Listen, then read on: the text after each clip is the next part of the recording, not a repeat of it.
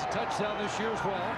John White trying to get outside, and Ronnie Yell putting his helmet in there to make the tackle. White bounces right back. John White loves this. This is the part of it he loves. He loves going after contact.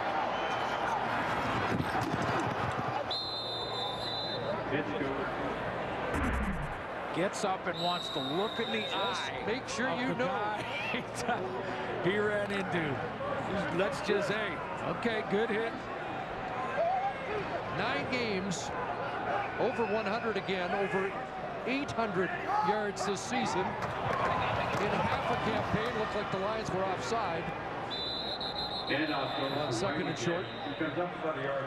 Well, the Eskimos have really got this running game going against Western opponents. In the last 3 Western opponents, they're averaging 156 a game. So now they're well over 100 again tonight when you add in Mike Riley's rushing yards. Offside. BC number 28, 5-yard penalty. First down Edmonton. So the Eskimos, who didn't have it locked up, but clearly the front runners to host the semi-west, knew they're going to play against Western teams. The good teams in the West can pound the football. Calgary Stampeders, and we hope that John Cornish is okay. He left the game early before our game, but good teams are running the ball well this year. And again, Edmonton 9-0 when rushing for over 100. White himself over 100, and had another couple there.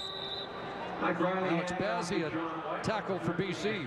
Now, you're 12 minutes left in the game, and now if you're Chris Jones, you've got to start thinking about your MOP candidate, your starting quarterback and your leader.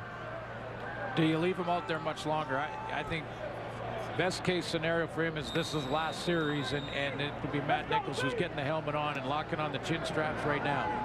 We saw a little activity in the bullpen prior to this last series. Second and 8. Riley scrambling in pursuit. Jamal Johnson, and look at even there, risking a little bit, coming up limping. But you can't take the competitor out of him, and he did a little bit extra to make sure he got a first down. Yeah, you got to get him out. And I thought this was one too many series, and that's why I brought it up. At this point, this game basically over. He gets his ankle rolled on there on that tackle. I even was thinking about Travis Lulay when he hurt his shoulder stretching out for the cone, the pylon in the end zone, and a fall on that shoulder too. So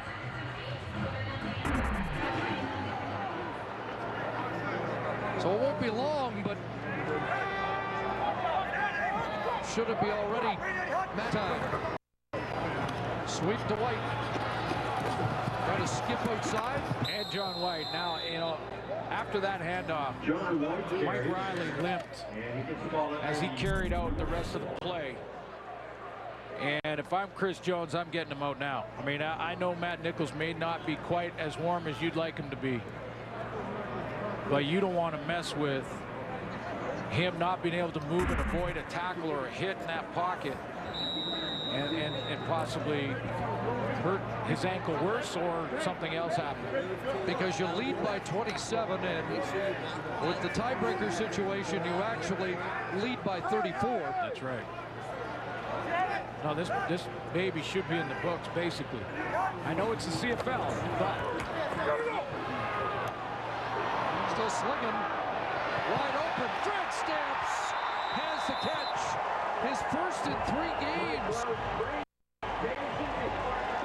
And a fan favorite here, saluted for a 27-yard catch that gets him back into the offense. Inside receiver in that bunch formation. And this takes some time to develop because Fred Stamps just had the flat route. He just turned that up on his own. That's just a little chemistry between quarterback and receiver. 490th catch of his career.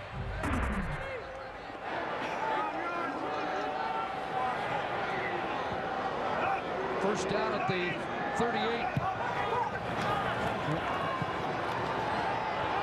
Riley got an open man. John White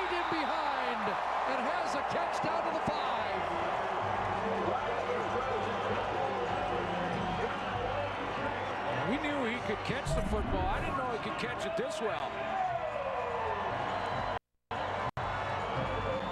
John White starts in the backfield. He's going to run just straight down the rail, and look at this catch.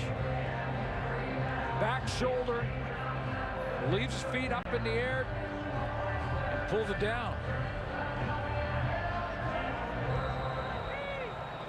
And the way he has played tonight, John White, a full season, and you'd have to make a case for him. Yeah, and I don't know if I'd have him out there either. 187 yards from scrimmage. White, the left-hander. Calvin McCarty, touchdown. Everybody in on the act.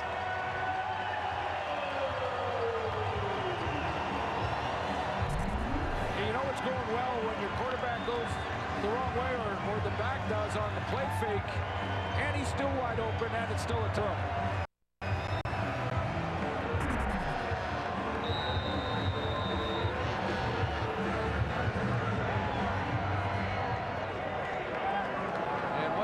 Gets attention on the sidelines.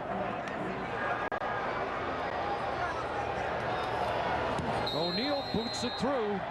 7th time this year the Eskimos have put over 30 on the board. And they're not done yet. 8 plays, 90 yards, and another Eskimo touchdown.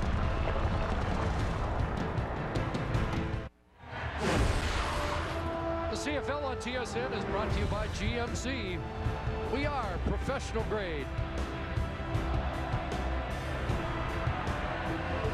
And we're in the midst of a game I wasn't anticipating. No, I'm with you. I thought this was going to be a close, hard-fought game between two good defenses. And Calvin McCarty's got his 2nd touchdown of the year, capping an 8-play, 90-yard drive. Over 5 minutes off the clock. As the Eskimos get closer to their 12th win of the year. Ryan Utsi. And J.C. Sherritt again with the first contact. Another big hit by 47. Back in to finish up here for BC tonight.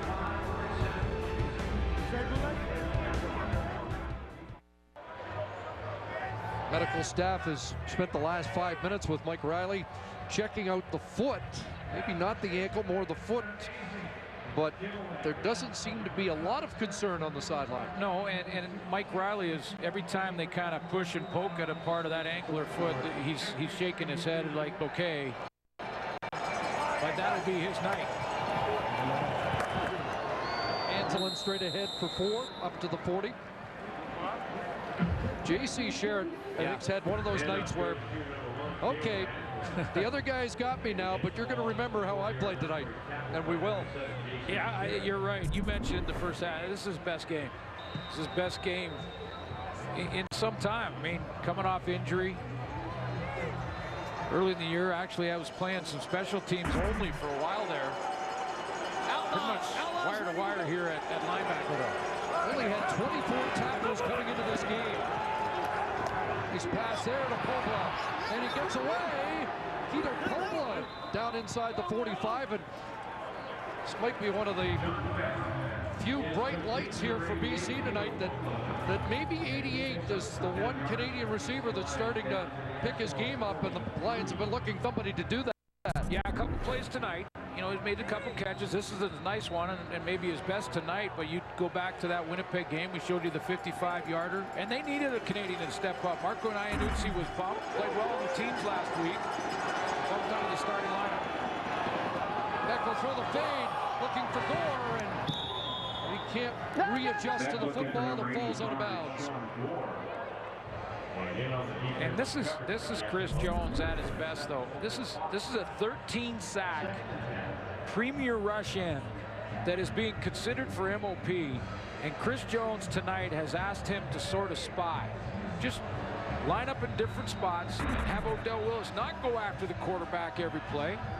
Move him inside, change it up, drop him back into coverage a little bit. And now offensive coordinators going into the playoffs, you're going to say, where are they playing Odell Willis? How are they playing Odell? Just another thing they got to head into the playoffs in a couple of weeks. It looks like Chris Jones plays the score, does he? He works that sideline. Even up by 34. Baron Grimes to break up on the pass intended for Tune. And this shows you a little bit about the buy-in of this team with Chris Jones at the helm, and maybe the biggest reason for the turnaround, because this team wins tonight, and they're going to win tonight. They will have won more games this year than they did their last 2 years combined. But they're buying in because Odell Willis on other teams and other situations might be complaining about not getting after quarterbacks tonight, but he's out there having fun and doing what is asked of him, including the teams. Schmidt looking for the corner, and a good boot by Ricky Schmidt down around the 5-yard line. They'll mark it at the 7. It'll be Edmonton ball with the lead, and 6:41 on the clock for Matt Nichols.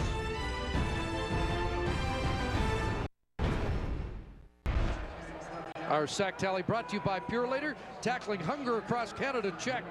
And a couple of G.C. Sherritt sacks tonight. One by the Lions from Adam Bighill, who was done for the night as well. We're seeing Jamal Johnson on the field, replacing him. Had that wrist injury, and he hasn't returned since. BC home to Calgary. Edmonton down to wrap up the regular season next weekend. Calgary to finish first, Edmonton second. I'll give you a few things to make the argument for Mike Riley as the outstanding player for this football team, and maybe in the league. Leadership, win-loss record. They're going to let Matt Nichols, and this is obviously a good decision with that ankle or foot injury, but and what he does in the room, the different level of intensity this team seems to play with when he's at the helm, and that's no slight against the backups. The ability to put 292 yards in the air on the board, but combine it with sometimes upwards of 100 yards rushing, very difficult to defend. 292 yards passing tonight. It's a season high for Mike Riley. John White still check that. Kendall Lawrence, excuse me, up over the 30-yard line. And you know, you throw all those things together, and I also, whenever it comes down to these votes and it's close, I add degree of difficulty with the position. I don't think there's any tougher position to play in sports than quarterback on a football team. Doesn't have the 300-yard games, but I think he balances that with the fact he's number 7 in rushing in the CFL. Sweep to Bowman. You can't take all your starters out. It's just the rosters aren't big enough to do that in the CFL, but Bowman's another guy. Yeah. I might try and get out of there if I could. He and John White. Don't know if you held a sweep to him anymore tonight. They're going to sweep the season series already. John White back in. 2nd and 4. And Pat White will keep it together first down. And in fairness, there's probably nobody in that offense that wants to come out right now.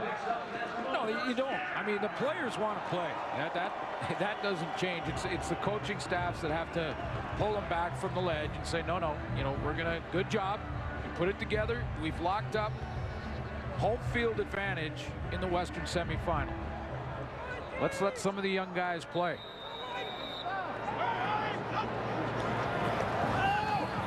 Here's McCarty. He'll turn the corner. Calvin McCarty chews up more yards in the Lion territory. First down to the 49.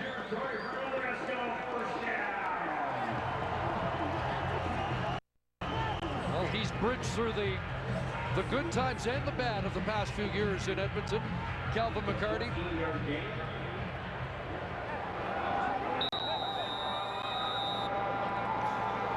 In the Ricky Ray heyday, and since got the football again. Good collision with Josh Johnson. Well, they bought into Chris Jones' philosophy, and Chris Jones coming in, no-nonsense guy, but the thing that he's focused on from the beginning of training camp and every day since has been to do everything fast, practice fast, work fast, fast on the field, no wasting around, no lingering around. That's why they practiced indoors, even though, you know, some teams will say, well, we got to get used to the cold. He wants to practice at top speed all the time, and it pays off. You practice the way you play. White quarterback draw, and he gets stuck. Jamal Johnson shot the gap, brings him down. We've hit the 3-minute warning. The Edmonton Eskimos, an emphatic performance tonight at Commonwealth.